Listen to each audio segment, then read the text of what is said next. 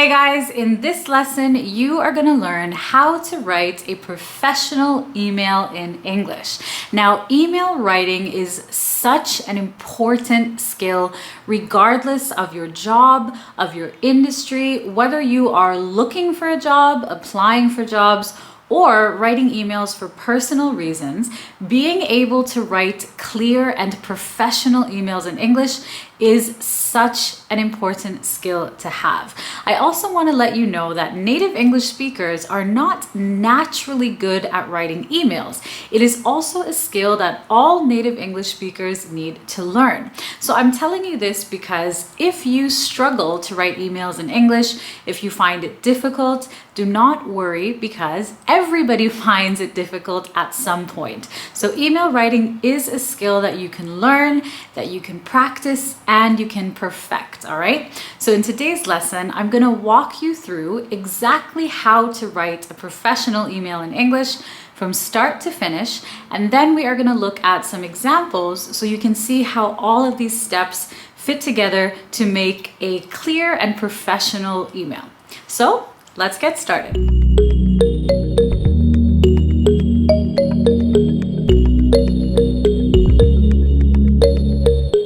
Okay, so before you even start writing or drafting your email, you have to think a little bit about your recipients, okay? Now, your recipient is the person you are sending your email to. So you are the sender, and then you have the recipient who is receiving your email, all right? And you have three different fields where you can enter the recipient's email address. You have the to field, the CC field, and the BCC field, okay? And the function of all of these are a little bit different, so it's very important to keep them in mind, especially when it comes to writing emails for business, okay? So if you are writing an email to someone and you want them to respond or to take some kind of action, and it's just to one person, you can write their email in the to field, okay? So again, if you want them to take action to do something and you're writing just to one person, you can write their email address in the to field, okay? Now the second field you have is CC, okay, which stands for carbon copy, okay? Carbon copy. Now, if you write someone's email address in the CC field, it means that you just want them to be aware of the email, but they don't necessarily have to reply and they don't necessarily have to take any action, okay?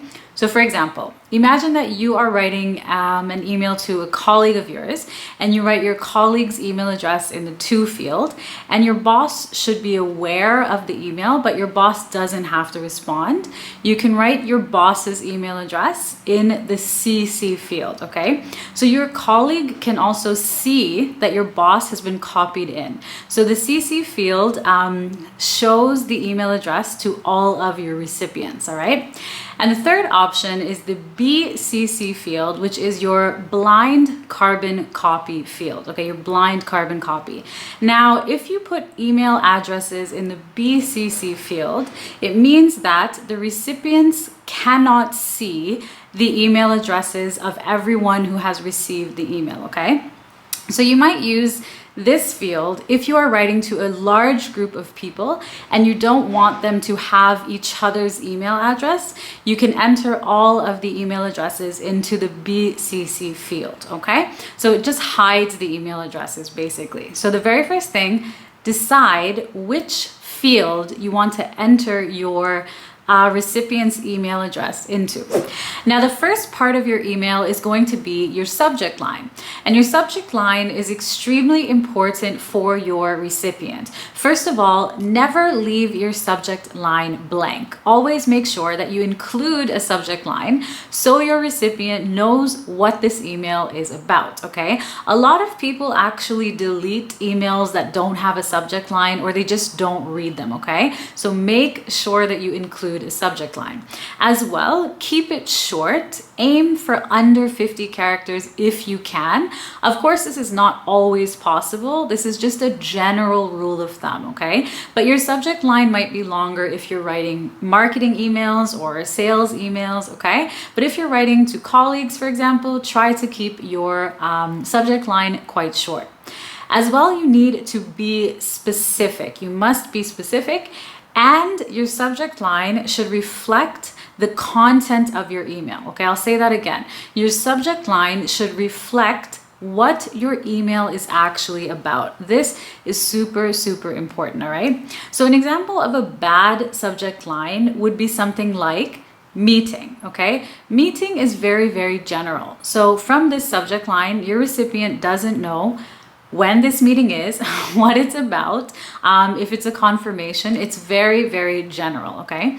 So a better example might be meeting confirmation for Thursday at 5 o'clock, okay? This is very specific, and your recipient knows exactly what the email is about, all right? Another example of a bad subject line would be something like urgent registration form in all capital letters, okay? This is very aggressive. Even if it's urgent, you want to avoid capital letters because it sounds very rude and very aggressive. It actually sounds like you're yelling in English, okay? So instead, you could say registration form complete by Thursday at 4 o'clock, okay? So here you've given the person a deadline. They know that they need to complete this registration form, and they know the time and date that they need to complete it by, all right? So again, be specific. Keep it short, don't use all capital letters, and make sure that your subject line reflects what your email is actually about. So when your recipient gets your email, they immediately know what this is regarding. So after your subject line, you need to start your email off with your greeting. Now, your greeting is basically your hello in your email, okay?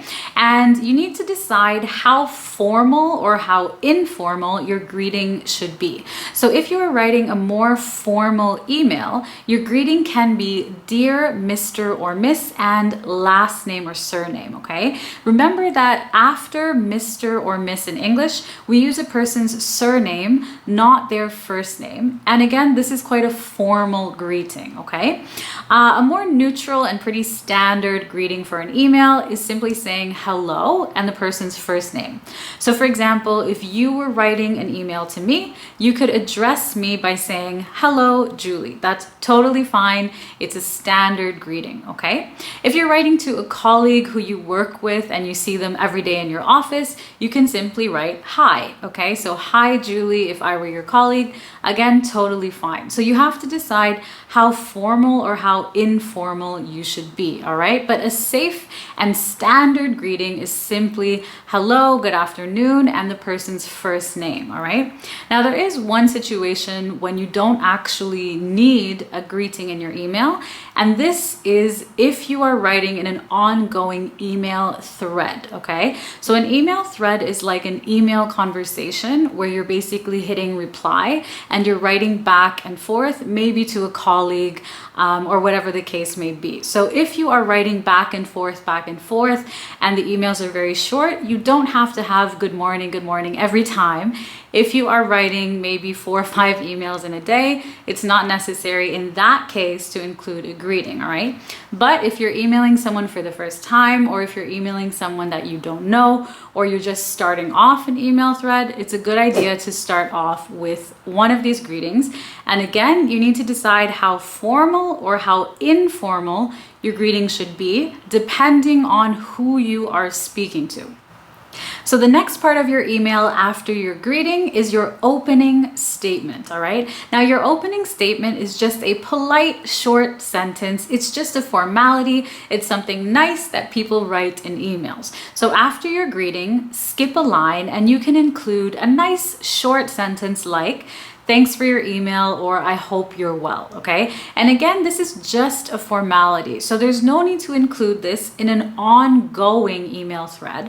But the first time that you write an email or send an email, it's really nice to include a simple opening statement. And one short sentence is more than enough, okay? So if you don't know what to write, you can just write, I hope you're well. And if you're responding, thanks for your email is a safe way to go.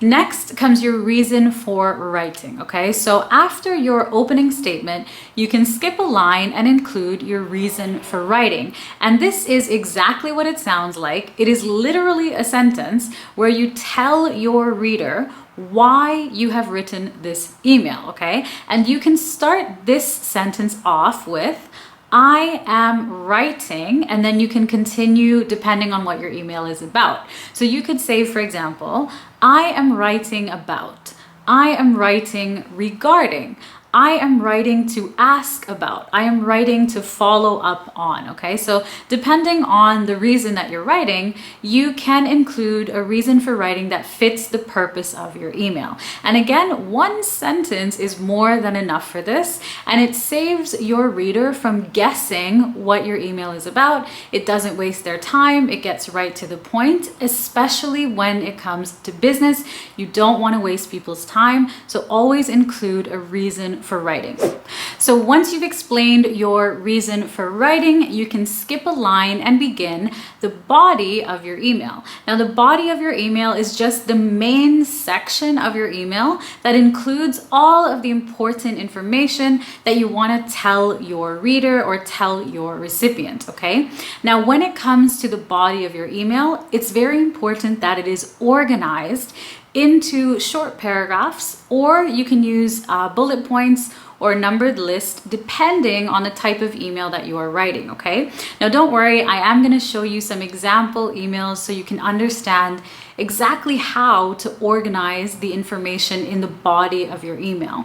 But what is important is that you try to keep your email pretty short and that you don't include lots of different subjects in one email. So generally, you want to stick to one main subject per email and then separate your ideas or your points about that one main subject, okay? So if the email is just about a meeting, I'm gonna write maybe 2 or 3 short paragraphs just about that meeting, okay? If the email is about a report, I'm gonna write 2 or 3 small paragraphs about different aspects of that report, okay? But I'm not gonna mix those two things together. So again, make sure you stick to one main subject per email and separate the points related to that subject in the body of your email, all right? And to help you understand why this is so important, imagine that you receive an email and it's one super long paragraph, just one solid paragraph of text, all right? And you look at it and right away you cannot see any spaces, you cannot see any paragraphs, you cannot understand what the reason for writing is. You will feel confused and overwhelmed, all right? So the same goes if you send an email that's just one solid chunk of text to someone, it is very confusing. Your message can get lost, it's not easy to read, it's not easy to follow, and sometimes people might not read it, they might delete it or they might ignore it, all right? So it's really, really important that the information in the body section of your email is organized and easy to read. So after the body section of your email, it is time to wrap up, okay? And this basically just means to conclude your email. And you can do this with one short, simple, polite sentence, all right? You can either thank your reader for something, or you can give them a call to action, which means you're asking them to do something. You can make a request, again, depending on the content or the type of email that you are writing, all right? So your wrap up sentence might look something like this. You could say, thanks again for your help. You could say, looking forward to your reply. You could say, looking forward to our meeting next week, okay? You could say, kindly complete the attached documents and let me know if you have any questions. So this is a call to action and also an offer to help, all right?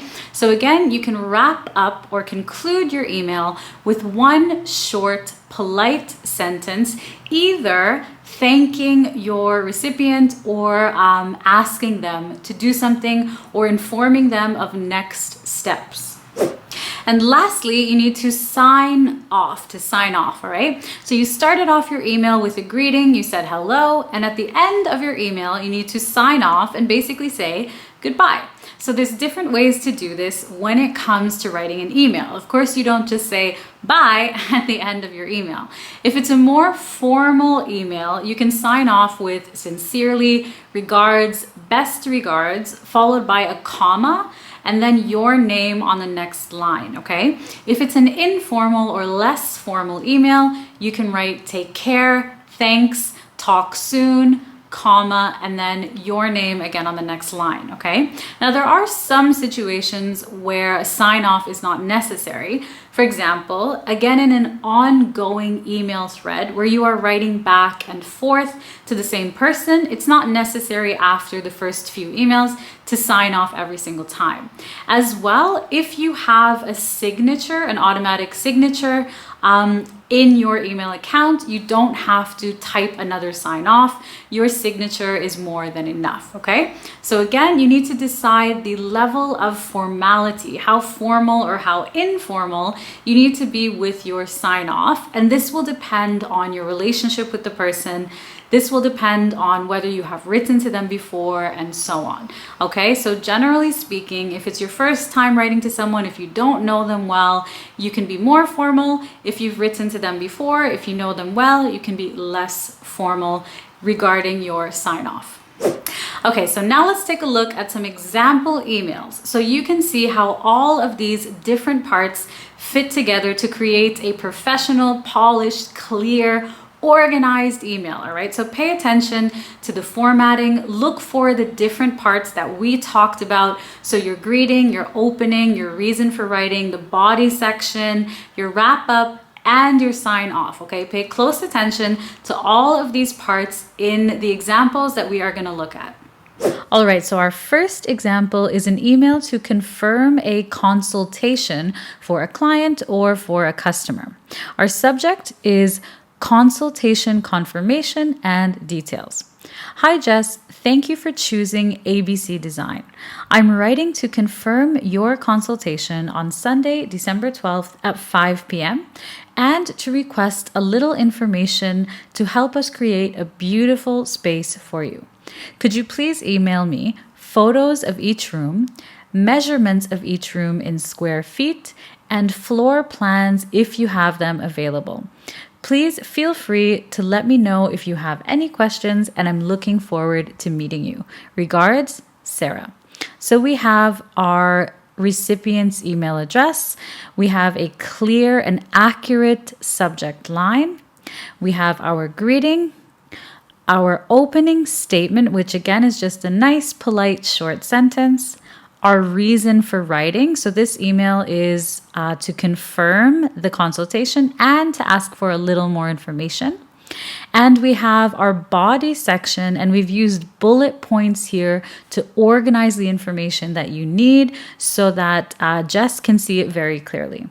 Then you have your wrap up and your sign off. All right. So pause here if you need to, and you can reread this email and pay close attention to how we have structured it and how all the parts have fit nicely together.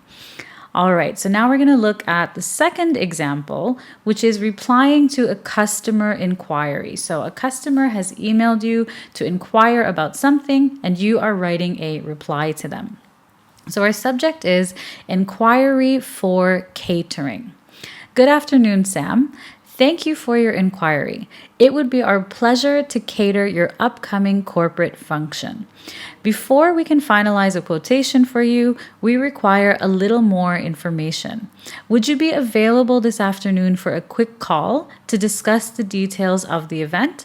Kindly let me know if this afternoon at 3 p.m. works for you.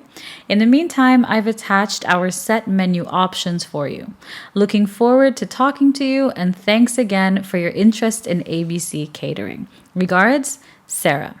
So again, we have our recipient's email address, a clear subject line, our greeting, our opening statement, reason for writing, the body section, our wrap up, and a nice sign off. All right. And one more example for you is an email thanking your team. So imagine that you are the boss and you are writing a thank you email to your staff. So our subject is thank you for your hard work. All right. Good morning, team. I hope you all had a restful weekend. I want to thank you for your support during the company restructuring these past few months. Thanks to your hard work and dedication, we've been able to maintain productivity and keep operations running smoothly. We are confident that the changes will benefit all of you and the company as a whole. We are excited to start the new year off with such a strong team. Let me know if you have any questions, and thanks again. Regards, Melissa. All right, so here in the recipient field, maybe you have a very large team and you don't want a long list of email addresses, so we can just BCC everyone or blind carbon copy everyone in this case because you are sending your email to a large group of people. Then we have our subject line, which is clearly just a thank you email. And our greeting is good morning team because there is a large team, so it's not appropriate to list everyone's name individually. If you're writing to 2 people, you can write their names, but if you're writing to a larger group of people, good morning all or good morning team is a better option in this case, all right? Then we have a nice opening statement, a reason for writing, just to say thank you, the body or the main section, our wrap up, and again, our sign off. So there you have it. That is how you write professional emails in English. If you want to learn more about writing emails, I have another lesson, which is 5 tips to help you write better emails in English. I will link it here so you can check it out. As well, email writing is one of the topics that I teach in detail in my Essential English for Business course. You can check out the course via the link down below this video. If you have any questions, leave them in the comments, and as always, thank you so much for watching and for learning with me, and I will see you soon in the next one.